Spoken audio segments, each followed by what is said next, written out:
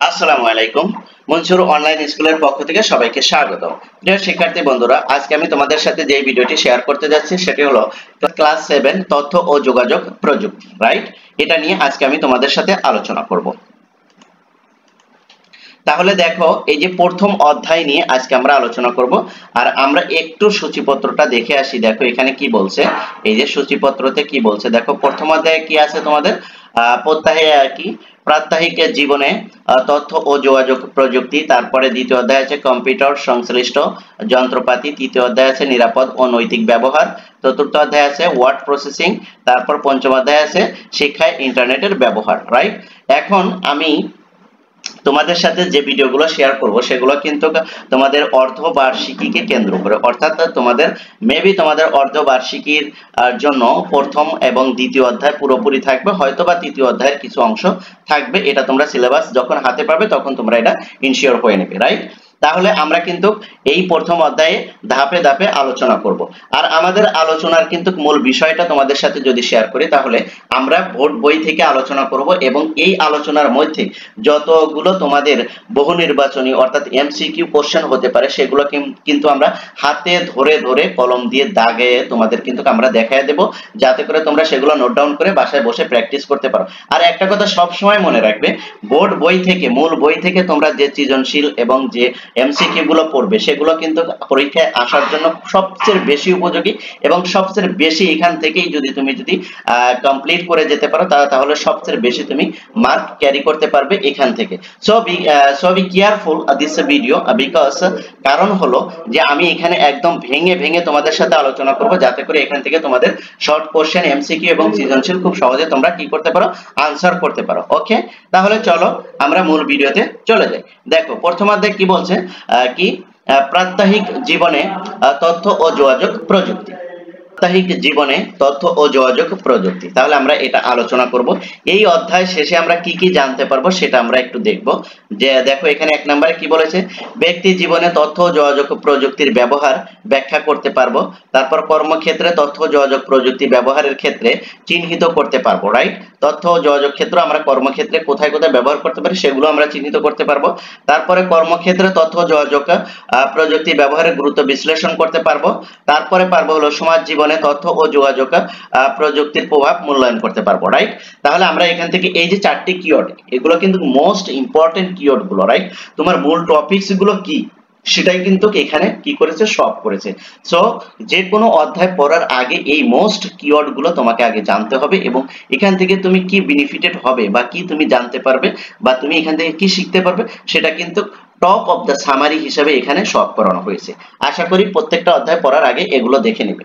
আচ্ছা, তাহলে চলো আমরা কি মূল ইয়েতে আলোচনায় চলে যাই। দেখো পার্ট 1 কি বলছে, ব্যক্তি জীবনে তথ্য যোগাযোগ প্রযুক্তি। ব্যক্তি জীবনে তথ্য ও যোগাযোগ প্রযুক্তির কি প্রভাব সেটা নিয়ে এখানে আলোচনা করব। দেখো পৃথিবীতে কত নতুন নতুন প্রযুক্তি জন্ম হচ্ছে, আমরা হয়তো তার সবগুলো কথা জানতেও পারি না।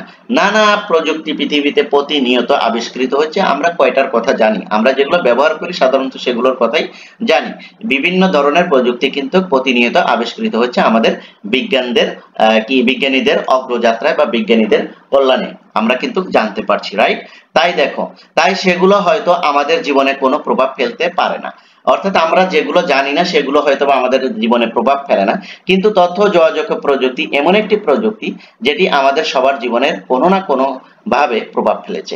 এমন একটি প্রযুক্তি যেটা কিন্তু আমরা সবাই দৈনন্দিন জীবনে এটা কিন্তু অ্যাডজাস্ট করে নিয়েছি এবং এর উপর আমাদের লাইফের অনেকটাই নির্ভরশীল, রাইট? যার কারণে আমরা বিজ্ঞানের অনেক অগ্রগতি এবং বিজ্ঞানের অনেক আবিষ্কার যেটা আমরা জানি না, কিন্তু যেটা আমরা জানি সেটা কিন্তু আমাদের জন্য খুবই খুবই ইম্পর্টেন্ট দৈনন্দিন লাইফে।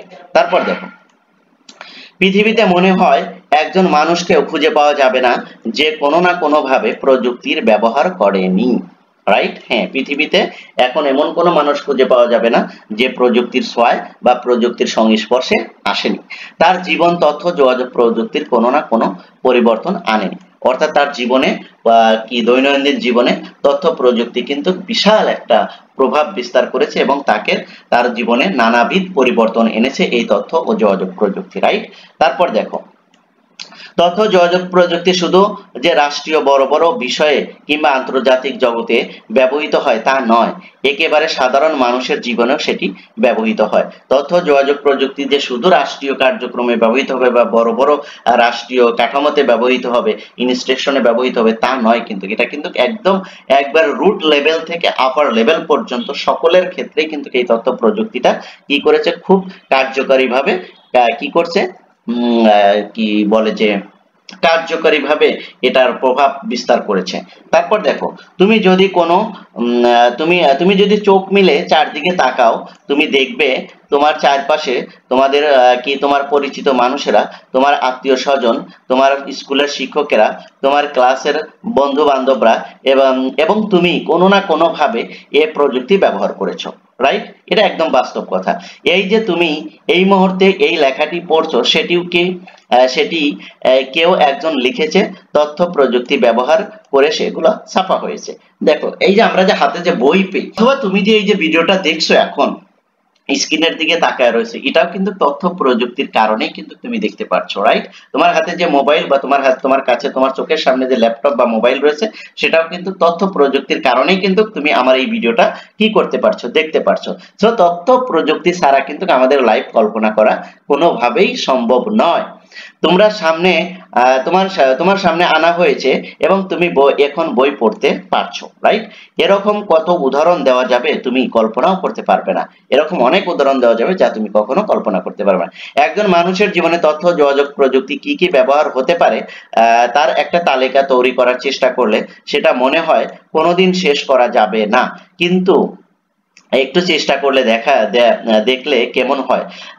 অথবা অন্ততপক্ষে গুরুত্বপূর্ণ কয়েকটি চেষ্টা করে দেখা যাক। আচ্ছা, তাহলে আমরা গুরুত্বপূর্ণ কিছু চেষ্টা করব, রাইট? ব্যক্তিগত যোগাযোগের ক্ষেত্রে বলছে, তথ্য প্রযুক্তির ব্যবহারে প্রথম উদাহরণ হতে পারে ব্যক্তিগত যোগাযোগ। আমাদের চারপাশে প্রায় সবার কাছে এখন মোবাইল ফোন বা টেলিফোন রয়েছে। যে কেউ এখন ইচ্ছা করলে অন্য একজনের সাথে মোবাইল বা টেলিফোন যোগে কথা বলতে পারে, যোগাযোগ করতে পারে। তোমরা নিশ্চয় অনুমান করতে পারো যে, দেখো, আজকে আমরা মূলত এতটুকুই আলোচনা করব। তারপরে এই যে পেজ 3 নিয়ে আমরা আলোচনা করব পরবর্তী ভিডিওটিতে, রাইট? আমরা কিন্তু পেজ বাই পেজ আলোচনা করব, যেহেতু আজকে এটা প্রথম ভিডিও এবং প্রথম পেজে তেমন কিছু নেই, শুধু কিওয়ার্ড গুলো রয়েছে, যার কারণে দ্বিতীয় পেজ এবং প্রথম পেজ একসাথে আলোচনা করলাম। এর পরবর্তীতে কিন্তু পেজ বাই পেজ আমরা আলোচনা করার চেষ্টা করব এবং সেখান থেকে শর্ট কোশ্চেন, বহু নির্বাচনী কোশ্চেন এবং সৃজনশীল কি কি আসতে পারে সেগুলো নিয়ে বিস্তারিত আলোচনা করব ইনশাআল্লাহ। Thank you so much.